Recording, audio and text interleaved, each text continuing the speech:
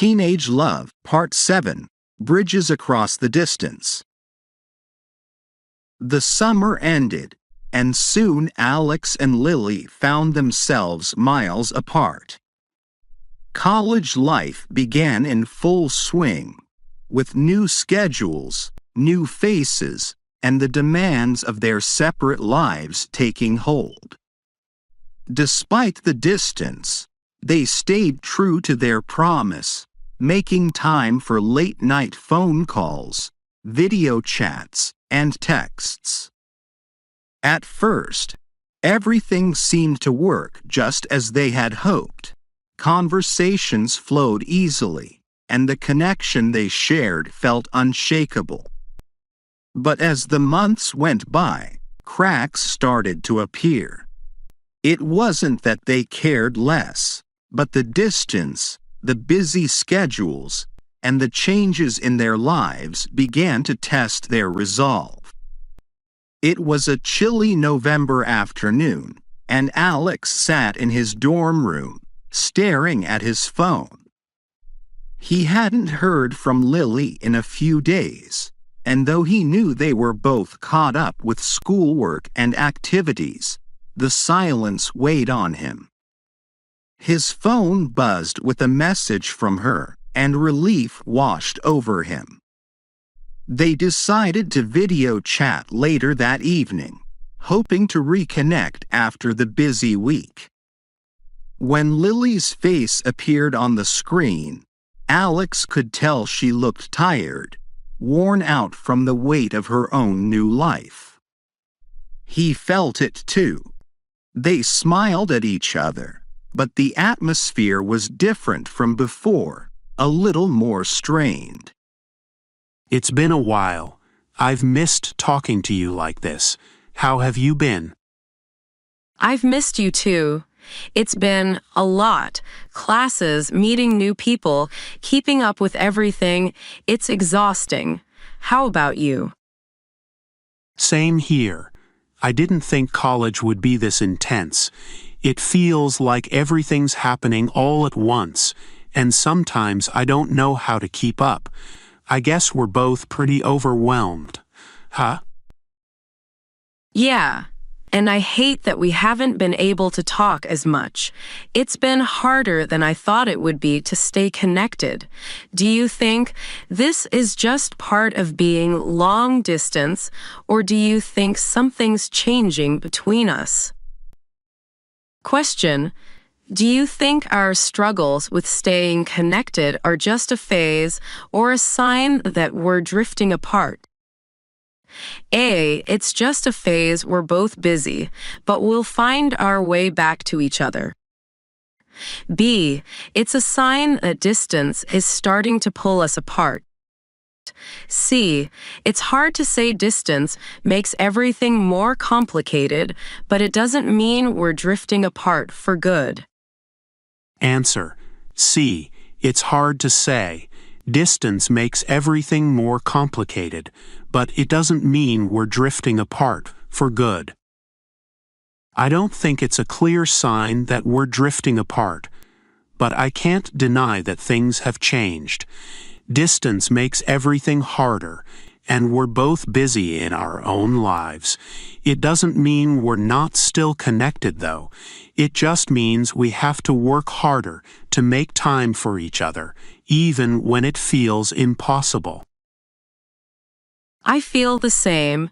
It's not that I care about you any less, but it's hard to keep up with everything. I guess we need to find a better way to balance it all. Exactly.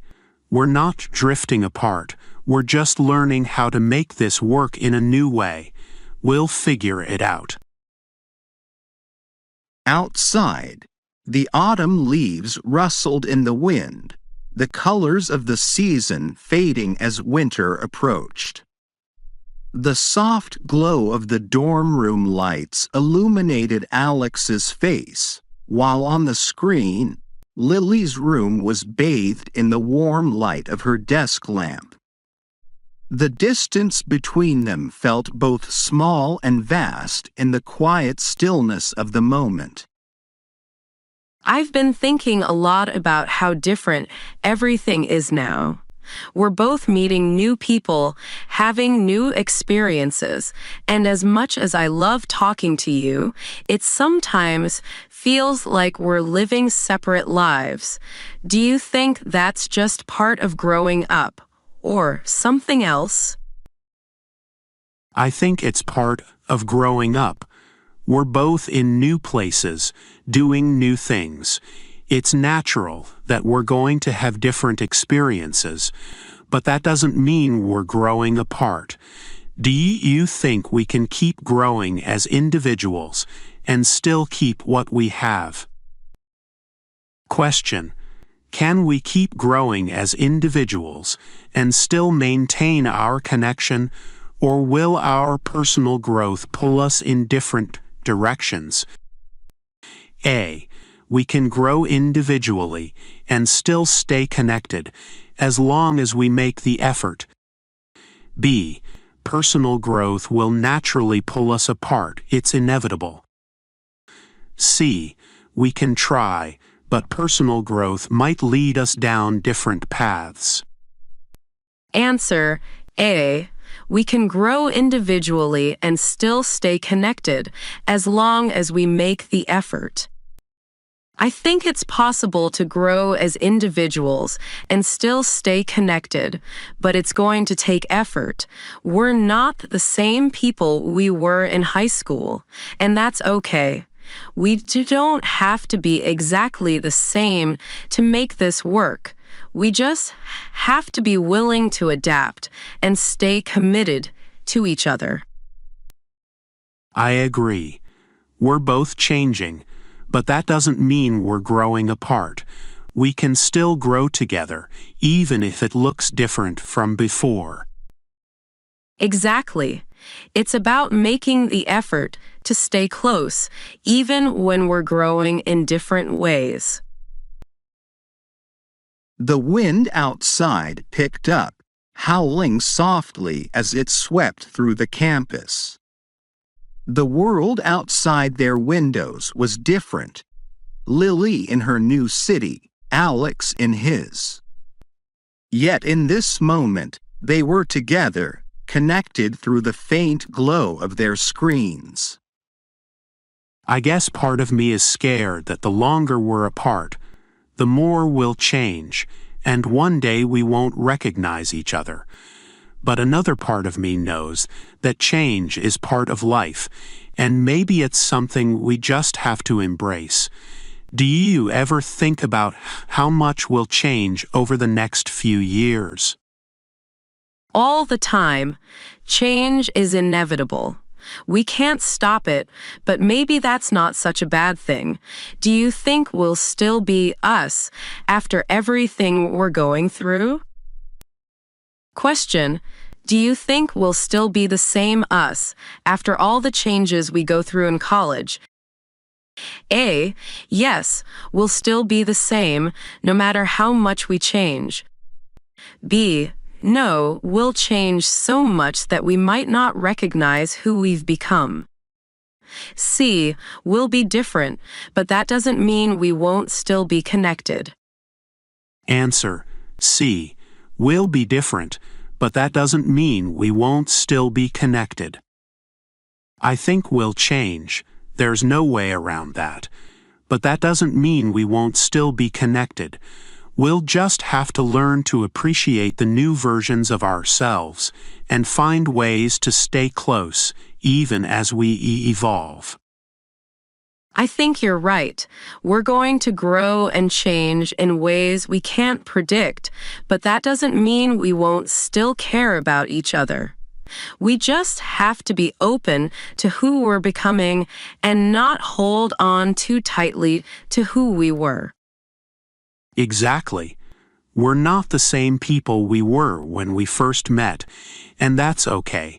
It's part of the journey, and I think we can keep growing together, even if we're not exactly the same us as before.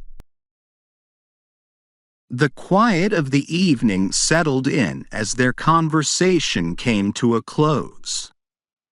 The soft glow of their screens flickered, and for a moment, neither of them said anything, just letting the weight of the conversation sink in. Despite the challenges, despite the distance, there was still hope in the quiet connection they shared. The future was uncertain, but in this moment, they were together. I'm glad we talked. I know it's not always easy, but I feel better knowing we're both still in this, even if things are changing. Me too. It's not going to be easy, but we've made it this far. We'll keep figuring it out, no matter what. One step at a time, right? Right, one step at a time. As they said their goodbyes and the screens went dark, Alex and Lily knew that while the distance between them was real, so was their connection. And in the quiet of the night, they held on to the hope that love, like a bridge, could span the miles that lay between them. 5 words related to the theme of title: Teenage Love, Part 7, Bridges Across the Distance. Solitude, the state of being alone, often used to reflect on personal feelings or growth. Reconnection, the act of restoring a connection that has been weakened by time, distance, or circumstances. Resilience, the ability to withstand and recover from difficult situations, particularly in relationships. Adjustment, the process of adapting to new circumstances, especially in relationships challenged by distance.